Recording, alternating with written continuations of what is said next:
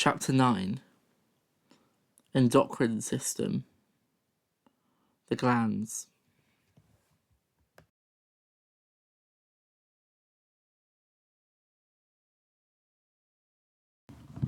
Pituitary gland.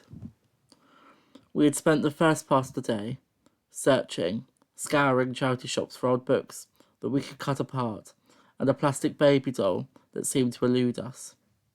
How difficult is it going to be able to find a plastic doll, we thought, as we entered the first shop, then another, until we decided to call it quits, our arms heavy with bags filled with the countless books we had bought from all the different shops, smelling of old dust, and the musty smell that clouds charity shops, the way it always seemed to do. We got the bus back to Bryony's house. We took up both seats near the front, our bags piled on our laps, carrying them like babies, for the threat of all the books spilling across the dirty floor of the bus, pooling at the feet of strangers. When it stopped, we scrambled off and walked the short route and entered Bryony's house and dumped our bags in a large pile on the old kitchen table. We sat down on either end and emptied our bags, books, pens, glue sticks, pencils, paper, little packages filled with old photos of family and friends, all falling out, as we slowly sorted them into organised sections spread across the plastic-covered surface of the table. We sat, slowly flicking through all the books, tearing out pages and pictures that captured our interest, Bryony looking through children's illustrations of rabbits and lovely paintings of landscapes and the sea, while I flicked through an anatomical tome of a book that separated the body part by part in alphabetical order, and had colourful medical diagrams spanning every page, and books of naked people, all grouped and stuck together, their parts dangling and drooping like an ice cream melting in the sun, tearing and cutting the pages apart, cutting the people out of the family photos, and sticking them on the paper in twisted configurations of family and flesh. The ridges of the brain, squished around the faces of me and my cousins playing as children, or me and my dad's selfie the day I bought him my first pint on my 18th birthday party, against the backdrop of a massive penis. My work had changed since coming to university.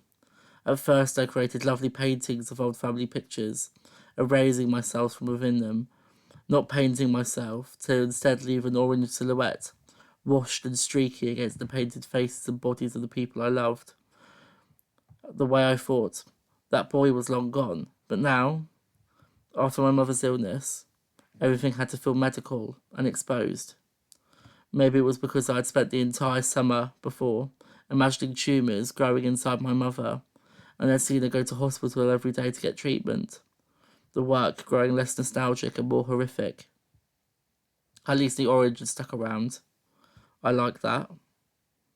I'd started exploring each part of the body, and what small parts of myself was held within them, creating countless writings and paintings and now collages, combining the organ and the artist, the member and the memory, into maximalist displays that seemed to depict all the corners of my psyche. Mashed up colours and swarms of smiling bodies seemed to do it.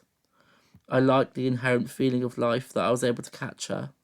I liked that what was my mind felt like.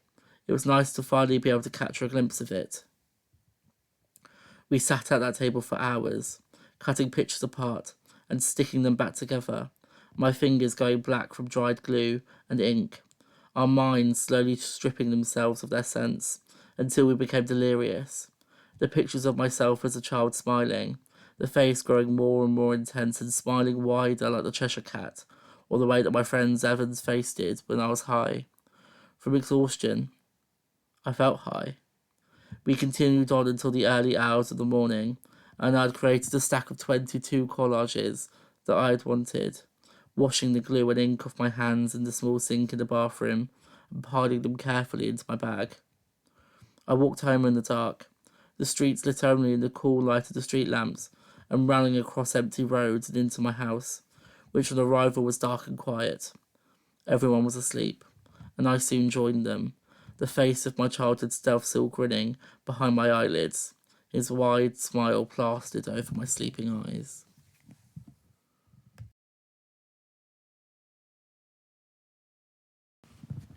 pineal gland. I savoured the fleeting feeling of being bathed in sound in my last night at my childhood home in Biggleswade before leaving for university. I'd just been out drinking with my friends, partying ways on the edge of the road by those wide steps that you have to take both feet at a time or in a run, where we had hugged and said, "See you soon," not goodbye. But I'd come home semi-early, so everyone was still awake, and it felt as if the house was alive. The muffled sound of the television downstairs, of Bake Off, Strictly, or the Pottery Throwdown that me and my mother loved to watch. The soft whispers reminded me of the life so warm in this home. My mind gently swaying in the dark from the drink, while I listened to soft footsteps on the stairs, then the landing, and then the opening and closing of a door, then silence. Hushed.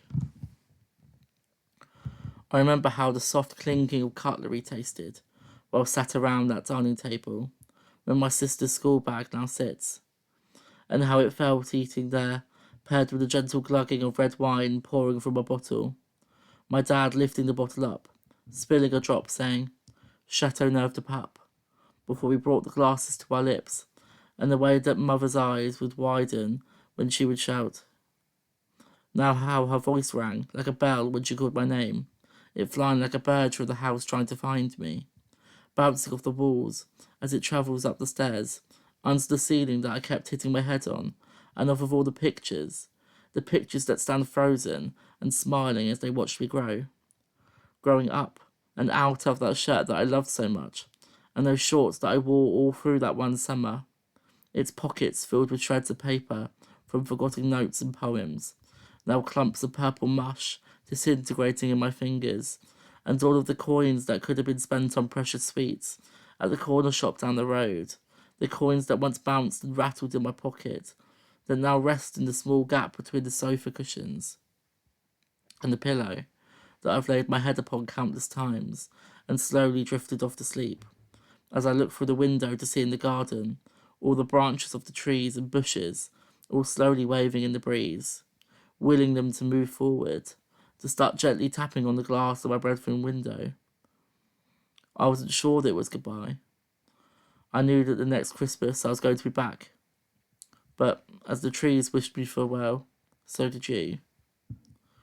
Early the next morning, I loaded my final bags into the car, filling it to the brim, and left for university, watching the way the house watched me leave, the light in the windows, like eyes, giving me a wink for good luck.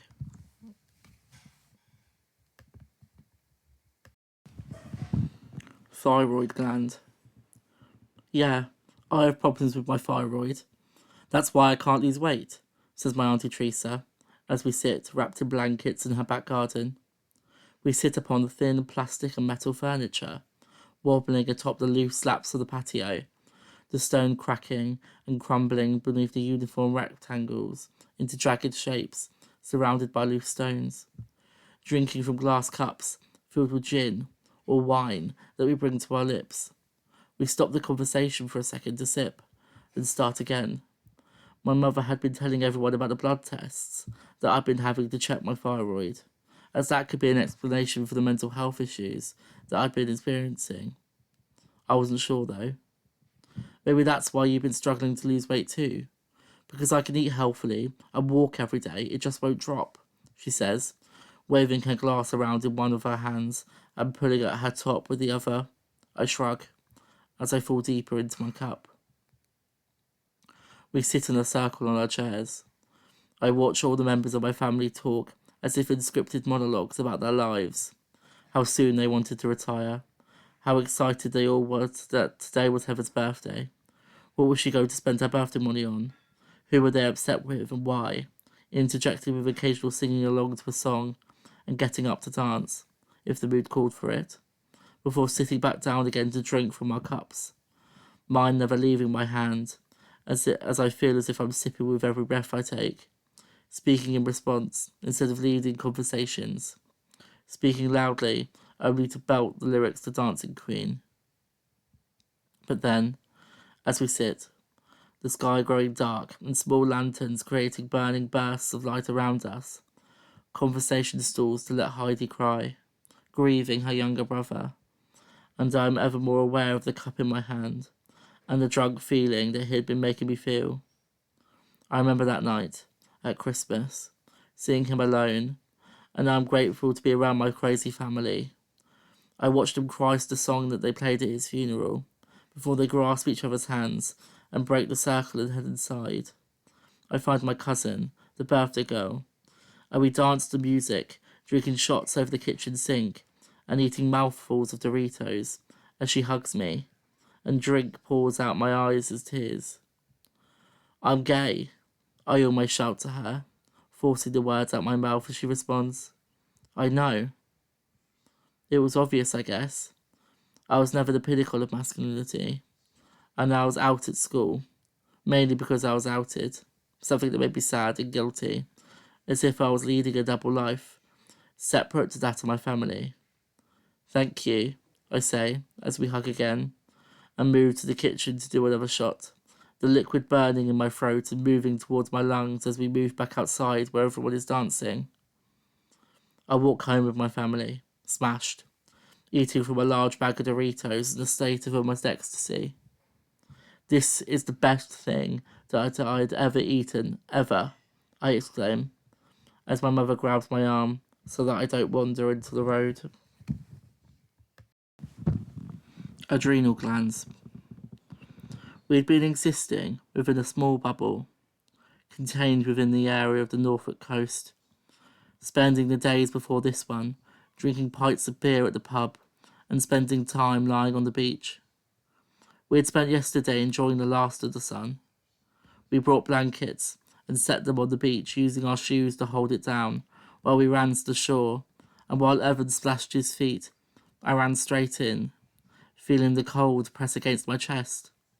I grew accustomed, feeling pushing, my head under the water to get it wet, my hair falling flat around my shoulders, until we grew bored and walked the slow walk back to our towels, sand sticking to our wet feet, the grains sticking in the small gaps between our toes. I took off my shirt to dry, pulling one of the towels over my front to cover it, while Evan fashioned a clothes dryer out of long dry sticks, pushed deep into the sand and tied together with pieces of wild grass. My t-shirt lazily draped over the top, gently flowing in the breeze. I played music out of my phone, a playlist I had created to act as a backdrop for the dream that had haunted me months before. Long grass and sunny days tinged with the shadow of macabre. Evan read from a book, stashed within his backpack, while I laid my head on the sand and blurred the sun and the clouds into thin smears with my eyelids, listening to the sounds of the crashing waves against the breeze. Slowly started to pick up, and the clouds swallowed the sun in one big gulp, and we picked up our towels and walked home. The next day was grey. We spent the morning being quiet, sat talking gently while I watched Evan play Zelda on his Switch, running through fields and solving puzzles as my phone started beeping. I opened my phone to messages on the Descent Clan family group chat. My nan had been taken into hospital, and I dismissed it, viewing the messages saying, bless her, and keep us updated, as a sign that she was just unwell. She'd been unwell before. Then a message saying she's settled. Then nothing. Just calm. Then a message from my uncle asking my mother to call him. I had a pit in my stomach when my dad called my name from downstairs. I made eye contact with Evan as I descended the stairs. Something had happened. He brought me into the dining room and, leaning his arm against a set of shelves, told me that Nanny had died. He played a voicemail from my mother. Her voice was wide like a yawn, the way it did when she cried, like when I was in hospital, and she said that she couldn't lose me. And she told us that she was going to drive to her sister's house.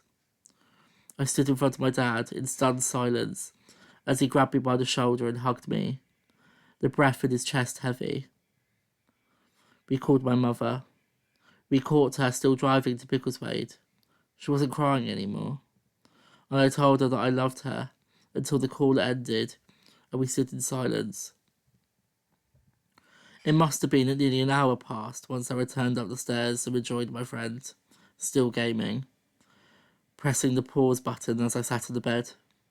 "My Nan has died," I said, as the first burst of grief poured out of me with jagged breaths, until I was able to recapture it, like fighting to catch a wave. "What do you want to do?" Evan asks. "Can I just continue to watch you play?" I say, leaning back on my bed, watching the screen as he continues to move through a grassy field. We stayed there for a long while. At some point I closed my eyes and drifted to sleep, stuck in that same dream, where I lay in a grass field, slowly rotting, this time with my Nan. I remember her, the way she was before she got ill, sat beside me, running her fingertips between the delicate blades of grass, smiling in the sun, the birds gently singing. I woke up disturbed by the grey sky and the silence of the room. I could hear my dog, the pads of his feet rippling soft footsteps on the landing. "Can we go for a dog walk down the beach?" I ask. "Yes, of course," he says, turning off his switch and pulling up his socks.